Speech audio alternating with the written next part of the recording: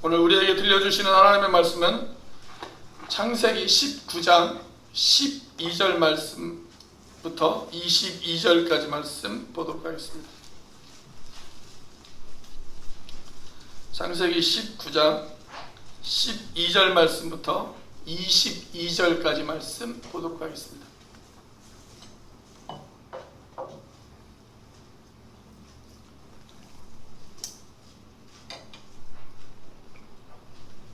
(19장 12절) 말씀부터 교독으로 읽습니다. 그 사람들이 롯에게 이르되 이 외에 내게 속한 자가 또 있느냐? 내 사유나 자녀나 성 중에 내게 속한 자들을 다 성 밖으로 이끌어내라. 그들에 대한 부르짖으니 여호와 앞에 크므로 여호와께서 이것을 멸시하시고 우리를 보내셨나니 우리가 멸하리라. 롯이 나가서 그 딸들과 결혼할 사이들에게 말하여 이르기를 여호와께서 이 성을 멸하실 터이니 너희는 일어나 이곳에서 떠나라 하되 그의 사이들은 농담으로 여겼더라. 동틀 때에 천사가 롯을 재촉하여 이르되 일어나 여기 있는데 아내와 사람이 끊어내라.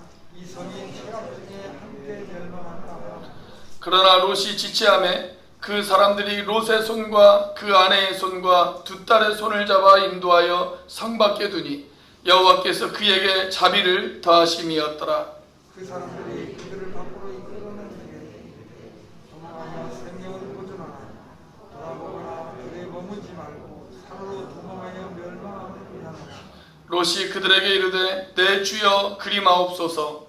그들이 주의 은혜를 보고 주께서 큰 유다를 내게 뵙사 내 생명을 구원하시고 내가 도망하여 사는까지 갈 수 없나이다. 주여 그들의 사랑을 보소서 저 성읍은 도망하기에 가깝고 작기도 하오니 나를 그곳으로 도망하게 하소서. 이는 작은 성읍이 아니니까 내 생명이 보존되리이다. 그가 내게 이르되 내가 이리로 내 시험을 들었습니다. 내가 말하는 그 성을 멸하지 아니하니. 자, 22절 같이 읽습니다. 그리로 속히 도망하라. 내가 거기 이르기까지는 내가 아무 일도 행할 수 없노라 하였더라. 그러므로 그 성읍 이름을 소알이라 불렀더라. 아멘. 수년 전 우리 한국 교회를 진단하기 위해서 각 교단의 지도자들이 모여서 회의를 한 적이 있습니다. 앞으로 우리 한국 교회가 건강한 교회로 성장하기 위해서 우리가 극복해야 될 문제가 무엇인가, 이런 주제를 가지고 한참 토론을 했어요. 그 회의 중에서 우리 한국교회가 극복해야 할 가장 중요한 문제 가운데 하나가 뭐냐면 교회 안에 명목상의 그리스도인들이 너무 많다.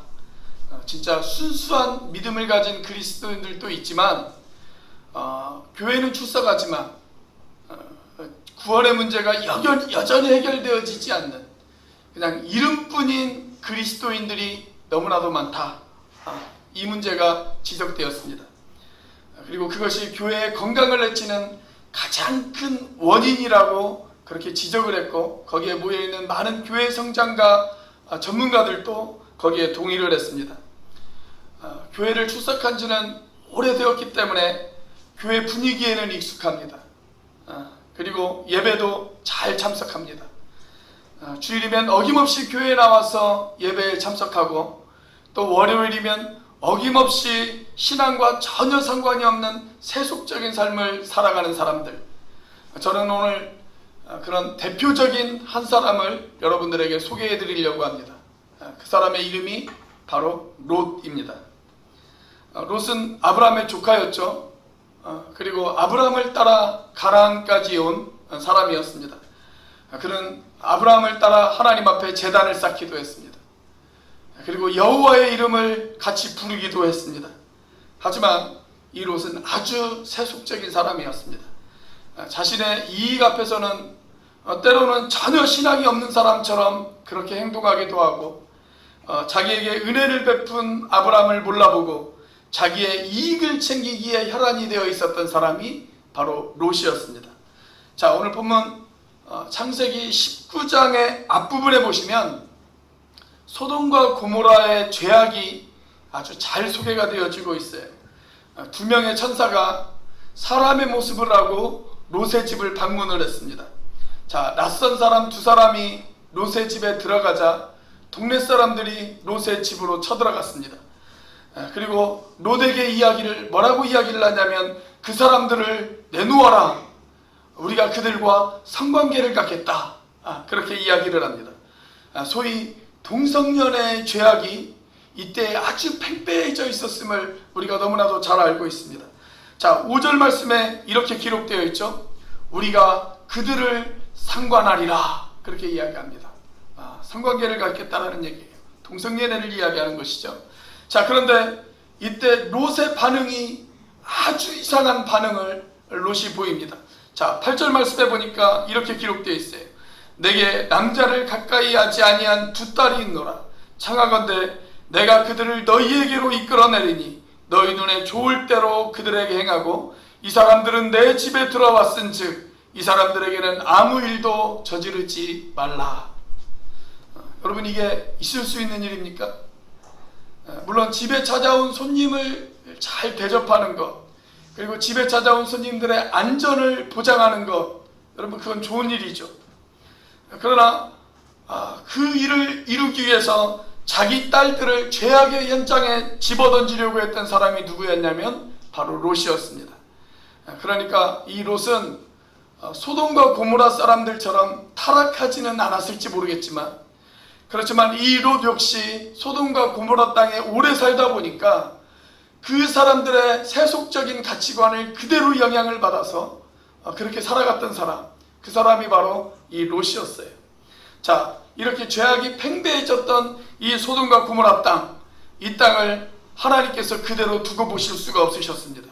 그래서 이 도시에 대한 심판을 하나님께서 작정하셨습니다. 자, 그렇지만 롯에게는 기회를 주고 싶으셨어요. 아브라함을 봐서라도 이 롯에게만큼은 하나님께서 기회를 주시고 싶어 하셨습니다. 그래서 어떻게 말씀하십니까? 17절입니다. 같이 한번 읽어보겠습니다. 시작. 그 사람들이 그들을 밖으로 이끌어낸 후에 이르되 도망하여 생명을 보존하라. 돌아보거나 들에 머물지 말고 산으로 도망하여 멸망함을 면하라. 롯아, 내 가족을 데리고 빨리 도망가라. 그래서 내 생명을 보존하라. 여기에서 생명이라고 하는 말은 1차적으로는 육신의 생명을 말하는 것이죠. 자, 그런데 우리가 본문을 쭉 읽어보면 단순히 육체적인 생명의 보존뿐만이 아니라 이 기회를 통해서 네가 좀 변해라. 네가 좀 새 사람이 되어라. 그리고 이제부터는 좀 하나님의 자녀답게 그렇게 새로운 인생을 살아라. 이런 하나님의 기대가 담겨져 있다라고 생각을 합니다. 저는 오늘날 이 땅의 교회 안에도 롯의 후예들이 얼마든지 있을 수 있다라고 그렇게 생각이 되어집니다. 어쩌면 우리 안에도 롯의 후예가 있는지 모르겠습니다. 우리 옆에 분들, 앞뒤에 있는 분들 한번 바라보면서 조용히 한번 물어보세요. 혹시 롯의 후예이십니까? 한번 물어보세요. 못 물어보시는 분들, 그분들이 찔리시는 분들입니다.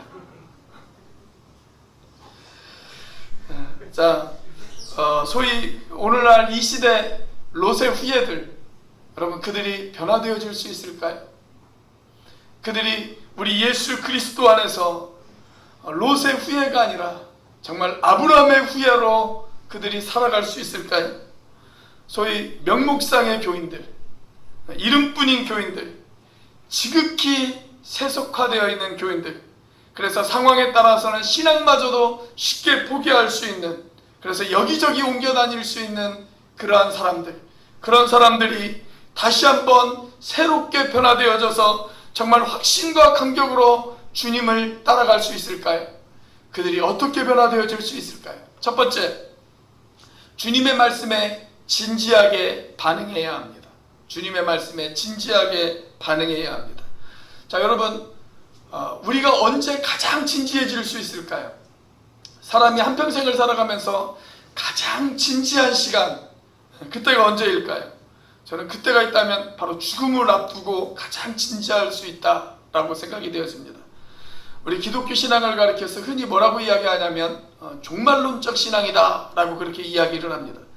그런데 이 말을 오해하는 사람들이 있어요. 종말론적 신앙이다 그러면 그냥 가정도 다 내팽개치고 직장도 내팽개치고 산속으로 들어가서 아멘 주 예수여 어서 오소서 이렇게 외치는 사람들을 우리가 생각하기가 쉽습니다.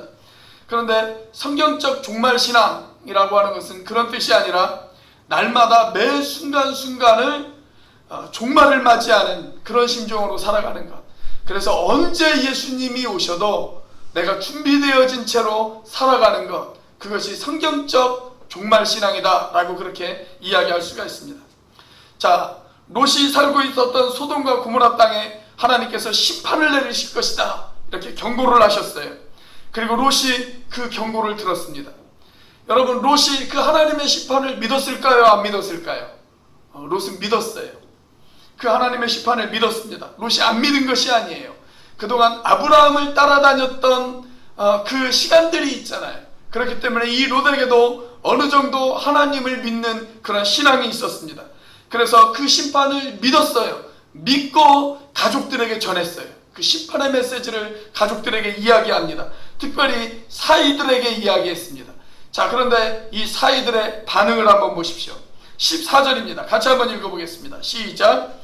롯이 나가서 그 딸들과 결혼한 사위들에게 말하여 이르기를 여호와께서 이 성을 멸하실 터이니 너희는 일어나 이곳에서 떠나라 하되 그의 사위들은 농담으로 여겼더라. 자, 사위들이 롯의 메시지를 어떻게 여겼다고요? 롯이 전하는 하나님의 메시지, 그 심판의 메시지를 이 사위들은 농담으로 여겼다라고 그렇게 기록되어져 있습니다. 그런데 여러분, 오늘날 심지어 교회 안에서도 이 롯의 사위들 같은 사람이 있다는 것 여러분들 아십니까?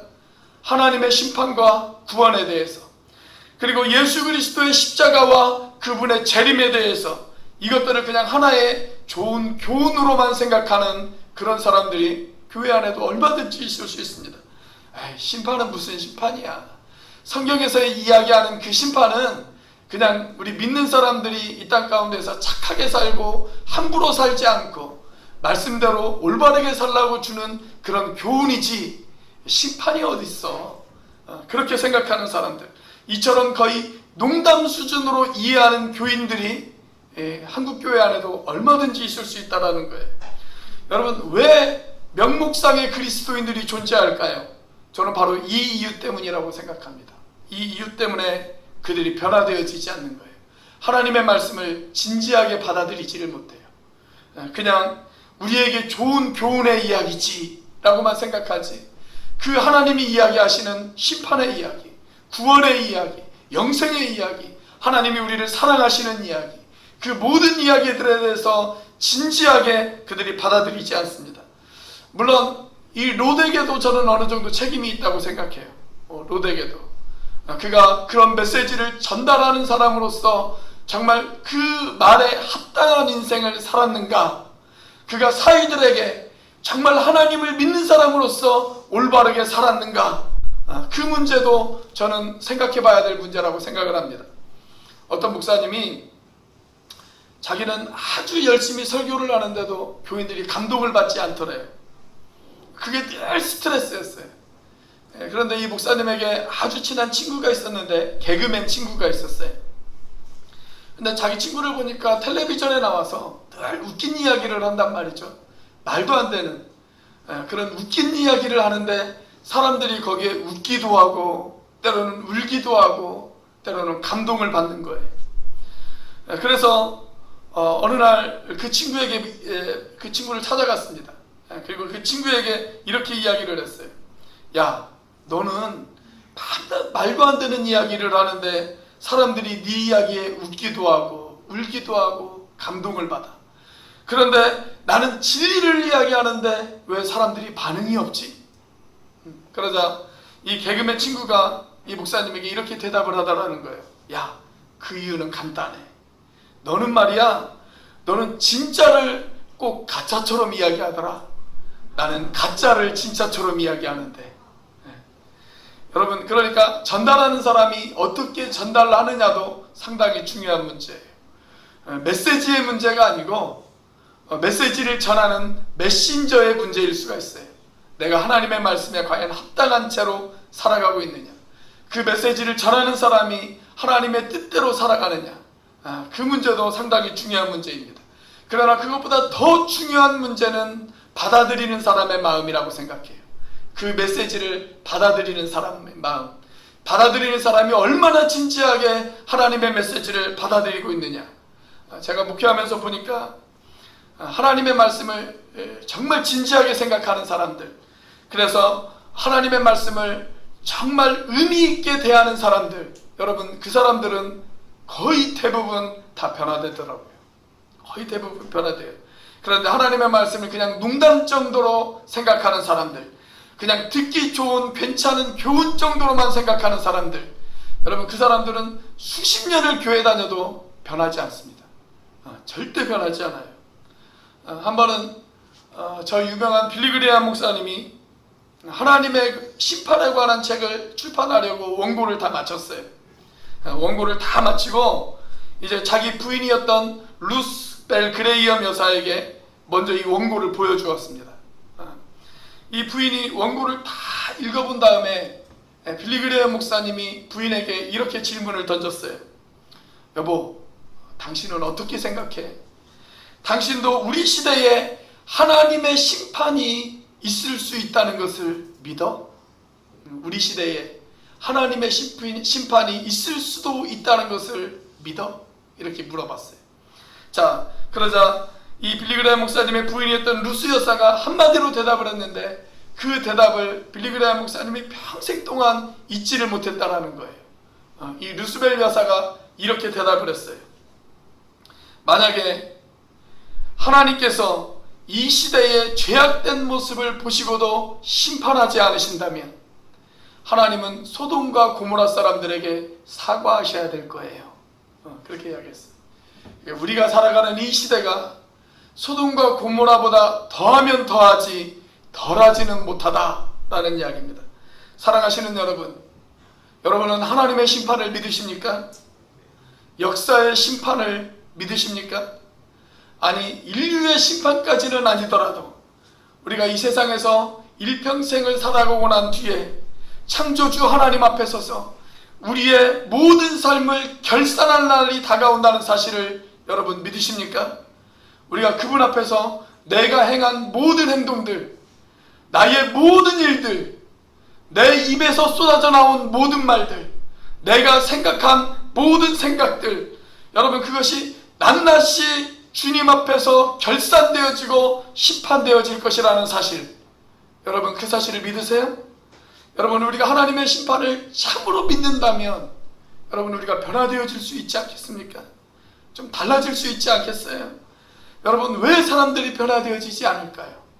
그 심판을 믿지 않기 때문에 그래요. 내가 주님 앞에 서게 될 그 심판을 믿지 못하기 때문에 그렇습니다. 사랑하는 여러분, 주님의 말씀 앞에 진지한 반응을 보이시는 여러분들이 되시길 바랍니다. 특별히 하나님의 심판에 대해서 여러분들이 진지한 반응을 보이실 수 있는, 그래서 여러분들이 진지하게 인생을 살아갈 수 있는 그 하나님의 말씀을 진지하게 대하고 우리의 삶이 변화되어질 수 있는 저와 여러분들의 삶이 되시기를 주의 이름으로 축원합니다. 자, 우리가 어떻게 변화되어질 수 있을까요? 두 번째로 주님의 강권하심이 은혜인 줄을 알아야 합니다. 주님의 강권하심이 은혜인 줄을 알아야 합니다. 자, 우리가 성경을 읽다 보면 하나님께서 우리에게 구원을 촉구하세요. 회개해라, 구원받으라, 그렇게 이야기하십니다. 그런데 그 촉구가 때로는 우리에게 이렇게 정중하게 부탁을 하는 것이 아니라 어떤 때는 강권할 때가 있습니다. 강제적으로 권한다, 그런 말이죠. 강권할 때가 있어요. 우리가 누가복음 14장에 보시면 어떤 사람이 큰 잔치를 베풀었습니다. 그리고 많은 사람들을 초청해요.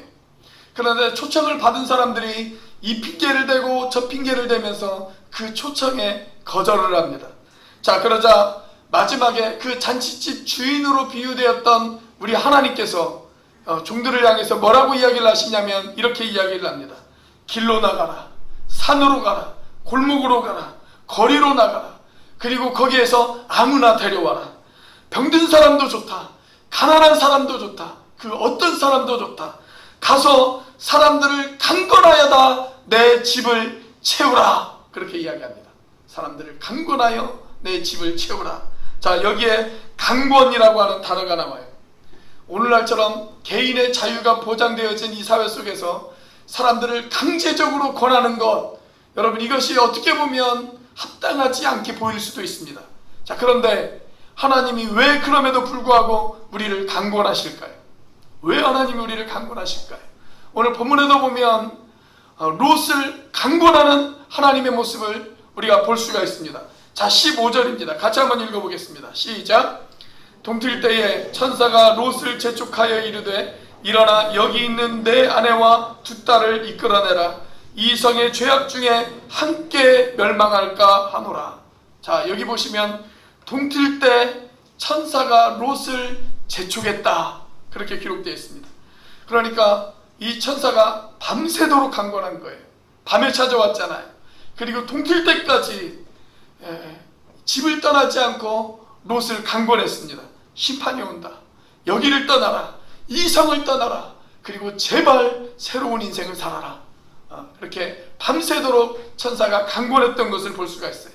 자, 그런데 16절 말씀을 한번 보겠습니다. 16절 같이 한번 읽습니다. 시작.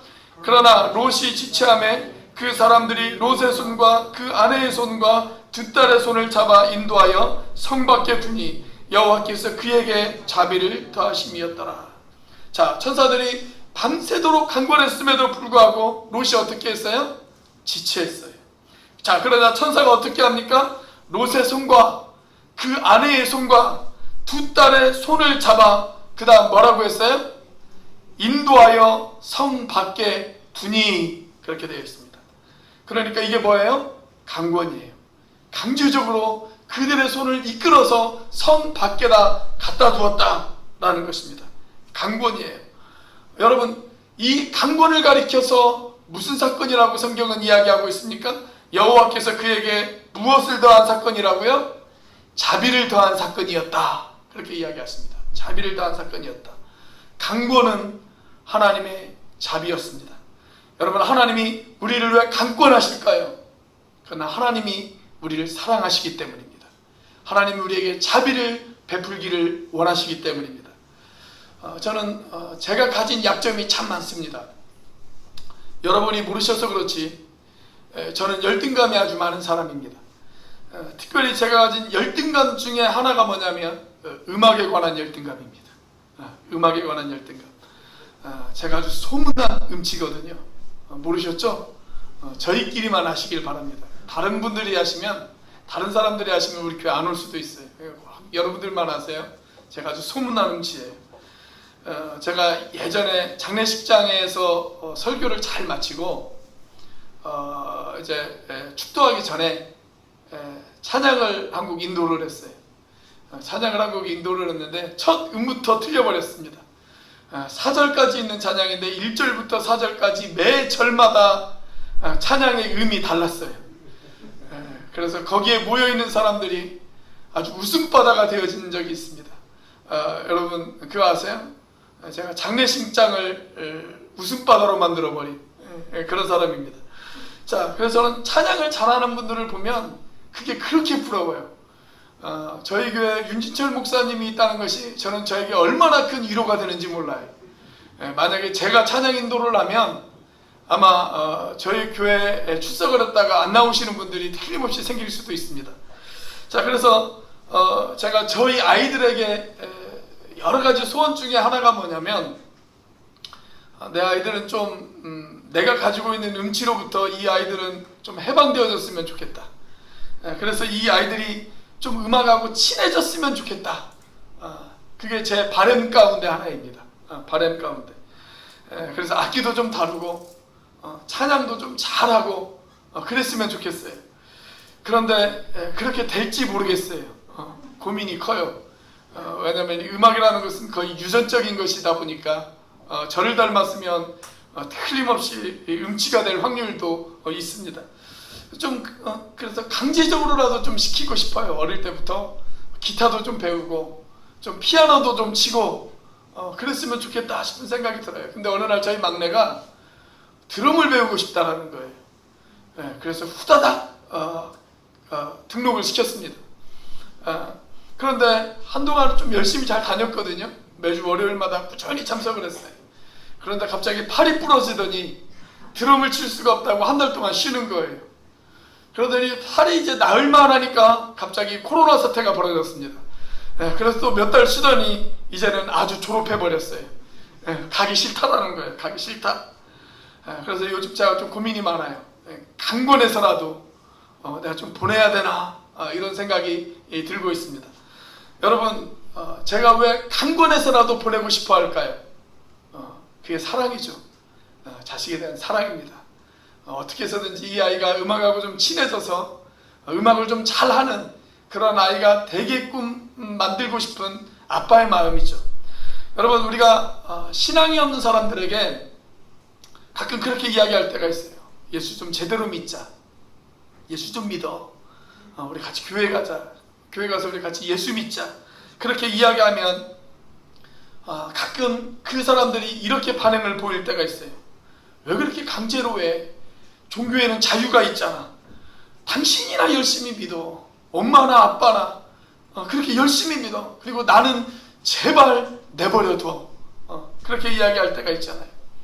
그런데 이분들이 나중에라도 신앙생활을 해서 그분들이 예수 믿고 천국 간다면 여러분 그분들이 나중에 뭐라고 이야기할까요? 아마 틀림없이 이렇게 이야기할 거예요. 그때는 그게 사랑인 줄 몰랐죠. 그때는 그게 사랑인 줄 몰랐어요. 아마 그렇게 이야기할 것입니다. 여러분, 사랑하기 때문에 강권하는 것입니다. 주님이 우리를 사랑하기 때문에 우리에게 회개하라고, 우리에게 제발 바뀌라고, 네가 이대로 살아서는 안 된다고, 제발 하나님의 심판을 믿고 네가 새롭게 인생을 살아가라고 우리에게 강권하는 하시는 것입니다. 그것이 바로 주님의 사랑입니다. 사랑하는 여러분, 하나님의 강권 속에는 하나님의 사랑이 들어있다는 사실을 믿으시기를 바랍니다. 그 사랑을 느끼는 사람이 변화되어질 수가 있어요. 사랑하기 때문에, 하나님이 나를 사랑하시기 때문에 나를 강권하시는구나. 하나님이 나를 사랑하시기 때문에 나에게 회개를 촉구하시고 나에게 변화를 촉구하시는구나. 하나님이 나를 사랑하기 때문에 내가 제대로 믿으라고 하나님께서 나에게 이야기하시는구나. 그것을 믿는 사람, 그리고 그걸 느끼는 사람이 변화되어질 수가 있습니다. 사랑하시는 여러분, 하나님의 강권하시는 사랑을 믿으시는 저와 여러분들이 되시기를 주의 이름으로 축원합니다. 자, 우리가 어떻게 변화되어질 수 있을까요? 세 번째로, 주님의 은혜에 지체 없이 응답해야 합니다. 주님의 은혜에 지체 없이 응답해야 합니다. 자, 15절 말씀을 다시 보겠습니다. 15절 말씀 같이 읽어요. 시작. 동뜰 때에 천사가 롯을 재촉하여 이르되 일어나 여기 있는 내 아내와 두 딸을 이끌어내라. 이 성의 죄악 중에 함께 멸망할까 하노라. 자, 천사가 롯을 재촉했습니다. 동틀 때까지 재촉을 했습니다. 여러분이 저녁에 딱 잠을 자려고 누웠는데 갑자기 어떤 이상한 손님이 찾아와서 여러분들 집 문을 막 두드리기 시작을 하는 거예요. 그래서 여러분들이 나가보았어요. 그랬더니 그 사람이 이렇게 이야기를 하는 겁니다. 잠깐 실례하겠습니다. 우리가 중요한 소식을 전하러 왔습니다. 이 도시가 내일 아침 멸망할 것입니다. 이삿짐 챙길 시간도 없습니다. 지금 즉시 이 도시를 떠나야 합니다. 그렇게 이야기했다고 한번 생각을 해보세요.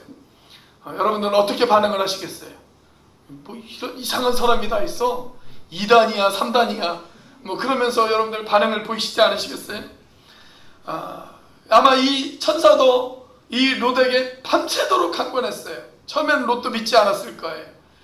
그런데 밤새도록 롯을 설득하기 시작을 합니다. 하도 이 천사들이 밤새도록 그렇게 설득을 하니까 롯이 그 강권에 못 이겨서 아침 일찍 이 소돔과 고모라 땅을 떠났습니다. 자, 그런데 다음날 아침 태양이 떠오르자마자 하늘에서 유황불이 자기들이 살던 소돔과 고모라 땅에 떨어지기 시작을 하는 겁니다. 그 광경을 지켜보았을 때 여러분, 롯은 이 무례하고 끈질겼던 이 두 천사를 향해서 얼마나 고마운 마음을 가졌을까요? 얼마나 감사한 마음을 가졌을까요? 우리가 가끔 다른 사람들의 신앙 간증을 듣다 보면 교회 억지로 끌려오신 분들이 있어요. 교회 억지로 끌려오신 분들, 부모님이나 배우자나 친구들에 의해서, 심지어는 직장 상사에 의해서 억지로 끌려오신 분들도 있습니다. 제가 아는 어떤 분은 회사에서 아주 중요한 계약을 하기로 되어 있었어요. 그런데 상대방이 계약 조건을 걸었습니다. 계약 조건이 뭐였냐면, 이분이 안 믿는 분이었는데 상대방인 계약 조건을 걸었어요. 뭐라고 계약 조건을 걸었냐면, 내가 다니는 교회 1년만 같이 다니자. 이게 계약 조건이었어요. 그래서 어쩔 수 없이 교회에 다녔다고 그렇게 이야기하더라고요. 근데 그분이 나중에 예수 믿고 그걸 얼마나 고마워하는지 몰라요. 그분이 아마 천국 가서 틀림없이 그럴 거예요. 너무 고마워요. 너무 감사해요. 그때 계약 조건으로 그런 걸 걸어주셔서 너무나도 고맙습니다. 아마 그렇게 이야기할 겁니다. 자, 그런데 만약에 우리가 강권했어요. 2번, 3번 그 사람에게 교회 가자고 설득을 했어요. 그런데 그 사람이 그걸 거절했어요. 그래서 나도 포기했습니다. 자, 그래서 그 사람이 나중에 지옥을 갔다고 한번 생각을 해보세요. 그 사람이 지옥에서 우리를 향해서 뭐라고 이야기할까요? 아마 저와 여러분을 향해서 이렇게 이야기할 수도 있습니다. 그때 왜 좀 더 나를 강권하지 않으셨습니까? 그때 왜 나를 좀 더 강제적으로라도 교회에 데려가지 않으셨습니까? 심판이 있다고, 살아계신 하나님 앞에서 인생을 결산해야 될 마지막 심판이 다가오고 있다고, 왜 그때 나를 강권하지 않으셨습니까? 만약에 우리의 배우자라면 이렇게 이야기할 수 있을 것입니다. 여보, 왜 나를 좀 더 강권하지 않았어? 그 사람이 만약에 우리의 자녀라면 이렇게 이야기할 수 있을 것입니다. 엄마, 아빠, 왜 나를 더 강권하지 않았어요? 우리 주변의 사람들이라면 이렇게 이야기할 수 있을 것입니다. 장로님, 권사님, 집사님, 왜 저를 좀 더 강권하지 않으셨나요? 자, 그런데 이 강권 앞에서 롯도 제대로 응답하지 않았어요. 롯이 어떻게 응답했습니까? 16절 말씀이 어떻게 시작되어져요? 그러나 롯이 지체함에, 그렇게 시작되어집니다. 자, 롯이 즉시 응답하지 않고 지체했다 라고 그렇게 성경은 이야기하고 있습니다. 여러분, 우리가 인생을 살아가면서 어떤 중요한 결정을 할 때 서두를 필요는 없습니다. 꼼꼼히 다 따져보셔야 됩니다. 심사숙고가 필요합니다. 그래서 이것저것 다 따져보고 그 일이 과연 나에게 유익이 되는 일인지 아니면 나에게 손해가 되는 일인지 우리가 다 따져봐야 됩니다. 자, 그런데 여러분, 우리가 절대 늦추면 안 되는 결정도 있습니다. 저는 그 결정이 바로 영적인 결정이라고 생각합니다. 내가 회개할까 회개하지 말까, 내가 예수를 믿을까 말까. 여러분, 이런 영적인 결단 앞에서는 결코 늦추면 안 됩니다. 지체해서는 안 됩니다. 이것은 서두르면 서두를수록 좋은 결단입니다. 왜냐하면 우리는 내일 일을 보장할 수 없기 때문에 그렇습니다. 성경도 우리에게 그렇게 말씀하시고 있지 않습니까? 내일 일을 아무도 보장할 수 없다고. 내일 무슨 일이 생길지 우리는 알지 못하기 때문에 그렇습니다. 그리고 또 하나 중요한 이유가 있는데, 그것은 뭐냐면, 그건 성경도 그렇게 가르치고 저도 목회를 하면서 저도 깨달은 것인데요, 이 회개라는 것도 아무 때나 할 수 있는 것이 아니더라고요. 회개도 아무 때나 할 수 있는 것이 아니에요. 회개도 회개할 수 있을 때 회개를 하셔야 합니다. 여러분, 언제 회개할 수 있을까요? 하나님께서 성령으로 내 마음을 움직이실 때, 내 마음 가운데 성령의 음성이 들려올 때, 성령이 나를 감동할 때, 여러분, 그때 회개할 수 있습니다. 그래, 맞아, 나도 죄를 포기하고 주님 앞에 나와서 주님의 십자가 붙들고 그렇게 살아야지. 이런 마음이 여러분 안에 생기거든 여러분, 주님 앞에 영적인 결단을 내려야 될 바로 그때입니다. 그런데 우리의 마음속에 생긴 이 결단들을 우리가 무시해버리면, 성령께서 내 마음에 주시는 음성을 무시해버리면, 그 다음에는 회개하고 싶어도 회개할 수 없는 시점에 우리가 도달할 수가 있습니다. 그래서 회개할 수 있을 때 회개해야 합니다. 성경은 우리에게 이렇게 경고하고 있습니다. 성령을 소멸치 말라, 그렇게 이야기하셨습니다. 성령을 소멸치 말라. 회개할 수 있을 때 회개해야 합니다. 성령께서 우리에게 그런 마음을 주셨을 때 우리가 반응을 보여야 된다는 것입니다. 제가 예전에 어떤 세미나에 한번 참석을 했는데, 그 강사 목사님이 이런 이야기를 하시더라고요. 이분이 어느 주일날 새벽과 저녁에 동시에 두 번의 장례식을 치렀답니다. 한 분은 새벽에 돌아가셨고 한 분은 저녁에 돌아가셨어요. 자, 새벽에 돌아가신 분은 열심히 신앙생활을 잘 하시는 그런 분이셨습니다. 새벽에 갑자기 그분의 아들한테 전화가 왔어요. 전화를 받았더니 목사님 빨리 와주세요. 저희 아버지가 돌아가실 것 같아요. 지금 빨리 와주세요. 그렇게 이야기했어요. 자, 그래서 급하게 찾아갔습니다. 식구들이 쭉 둘러앉았어요. 그리고 식구들하고 같이 예배를 드리고 다시 한번 구원의 확신을 확인시켜드리고 그리고 찬양을 불렀습니다. 하늘 가는 밝은 길이 음치 맞죠? 네, 그렇게 찬양을 불렀어요. 자, 여러분 사람의 신체 가운데 가장 오랫동안 살아있는 그 감각이 뭐냐면 청각입니다. 청각. 다른 모든 신체의 기능은 작동하지 않아도 청각은 가장 오래까지 살아있어요. 이분이 아마 그 찬양을 들으신 것 같아요. 그 찬양을 듣는 순간 이분의 얼굴이 환해지더라는 거예요. 그리고 한순간 숨이 멎었어요. 그렇게 얼굴이 환한 채 그렇게 돌아가셨습니다. 자, 그런데 저녁에 또 한 번의 장례식이 있었어요. 근데 이분은 믿지 않는 분이었어요. 그 딸들은 믿는 분이었어요. 근데 이분은 믿지 않는 분이었습니다. 딸들이 급하게 목사님한테 전화를 했어요. 목사님 빨리 와주세요. 저희 아버지가 돌아가실 것 같아요. 저희 아버지가 돌아가시기 전에 복음을 좀 전해주세요.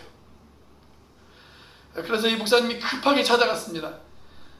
그래서 복음을 전했는데 막 소리를 지르더라는 거예요. 막 숨을 가쁘게 헐떡이면서 이 목사님에게 소리를 지르는데 왜 왔냐고, 시끄럽다고 그렇게 소리를 질렀어요.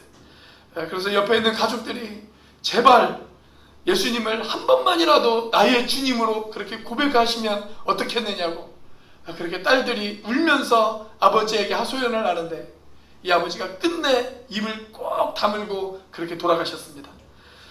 그렇게 고통 속에서 소리 지르다가 입을 다물고 그렇게 돌아가셨어요.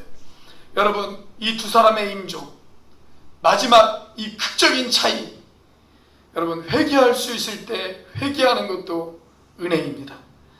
여러분, 우리가 회개할 때 거기에는 값이 필요 없습니다. 그냥 하나님 앞에 인정하시면 됩니다.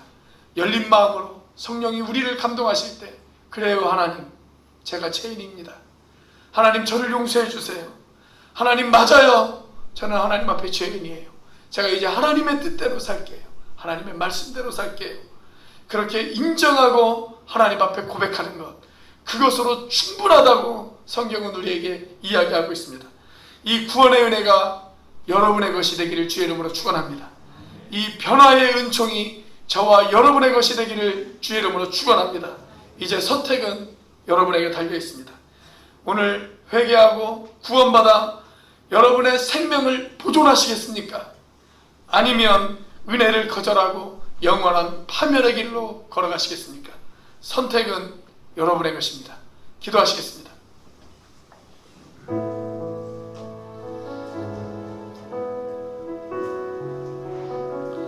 주님 주신 말씀을 가슴에 담습니다. 우리는 연약하고 부족합니다. 그러기에 우리에겐 주님이 필요합니다. 하나님의 강권하심이 필요합니다.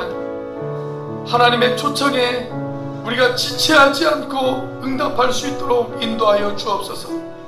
하나님, 우리 주변의 사람들에게, 하나님 믿지 않는 가족들에게, 하나님 믿지 않는 친지들에게, 믿지 않는 이웃들에게, 믿지 않는 내 주변의 사람들에게, 아버지 하나님, 우리들도 아버지 하나님 강권하여 복음을 증거하고 아버지 하나님 그들이 응답할 수 있는 그런 은혜를 허락하여 주옵소서. 우리 이 시간 우리 자신을 위해서, 그리고 믿지 않는 우리 주변의 사람들을 위해서 우리 이 시간 같이 한 목소리로 하나님 앞에 같이 한번 기도하도록 하겠습니다. 같이 기도합니다. 할렐루야. 살아계시며 역사하시는 하나님 아버지 감사합니다. 아버지 하나님, 이 시간 아버지 하나님은 주님께서 함께하여 주옵소서. 하나님, 우리는 연약하고 하나님 우리는 부족합니다. 아버지 하나님, 우리는 너무나도 자주 넘어집니다. 아버지 하나님, 그러기에 우리에게 주님이 필요합니다. 주님의 강권하심이 필요합니다. 주님의 은혜가 필요합니다. 주님의 자비하심이 필요합니다. 하나님, 오늘도 나를 붙잡아 주시고 하나님, 오늘도 나를 인도해 주시고 하나님,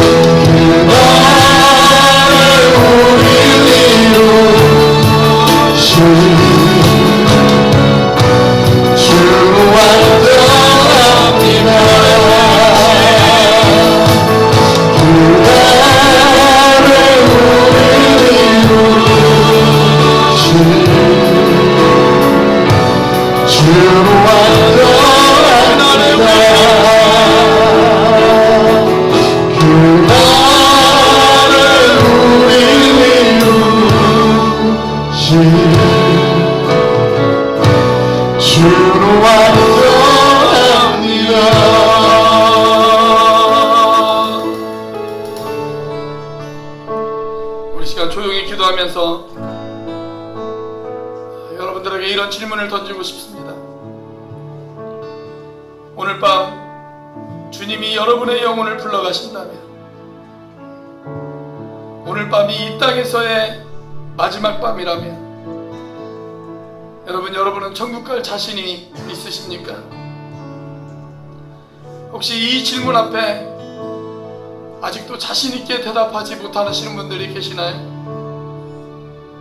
목사님, 전 잘 모르겠어요. 아직도 그 확신이 없어요. 그런데 저도 예수님 영접하고 구원받고 그렇게 천국 가고 싶어요. 혹시 그런 고민이 있으신 분들은 조용히 손을 들어주시기 바랍니다. 나에게 이런 고민이 있습니다. 아직도 확신이 없습니다. 아직도 예수 그리스도를 내 구주로 영접한 그런 확신이 없습니다. 아직도 천국 갈 확신이 나에게는 없습니다. 혹시 그런 분들이 있으시다면 신앙생활에 여러분들에게 도움을 드리도록 하겠습니다. 그런 분들이 있으시다면 손을 들어주십시오.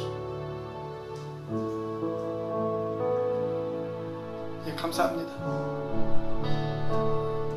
우리 시간 손을 내려주시고요, 같이 한번 기도하기를 원합니다. 하나님, 연약하고 부족한 우리이지만, 오늘 또 넘어지며 살아가는 우리들이지만, 하나님, 주님만이 우리의 길이 되심을 믿습니다. 하나님, 그 길을 따라가는 인생이 되고 싶습니다. 주님이 나를 구원해 주셨다는, 그리고 주님께서 나에게 영원한 천국을 허락해 주셨다는 아버지 하나님의 그 확신 가운데 살아가는 인생이 되어지고 싶습니다. 하나님, 도와주시옵소서. 이제는 우리를 위하여 십자가에 달리신 성자 하나님의 은혜와 그 독생자를 죽기까지 내어주신 성부 하나님의 사랑과 지금도 그 사랑을 깨닫게 하시고 충만하게 하시는 성령 하나님의 교통하심이, 강권하심이 은혜임을 깨닫고 주님의 말씀 앞에 진지하게 반응하며 지체함 없이 응답하기로 다짐하는 사랑하는 지체들 머리 위에 지금부터 영원까지 함께 하시기를 간절히 축원하옵나이다.